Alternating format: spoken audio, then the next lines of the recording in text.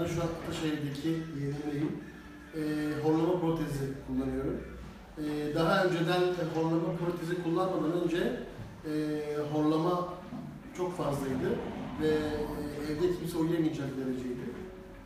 Fakat 3,5-4 sene önce internetten Tuğrul'dayım. Önce bir hasta-doktor ilişkisi olarak başladık. Şu anda arkadaş olarak devam ediyoruz.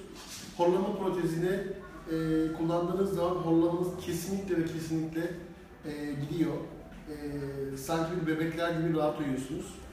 Ve yanınızda yatan kişiler sizinle beraber uyuduğu zaman sizin varlığınızı hissetmiyorlar. Horlama protezi kullanmadığınız zaman uyku apnesi sizin sağlığınızı en kötü yönde etkileyen bir hastalık diyelim. Hastalık zaten.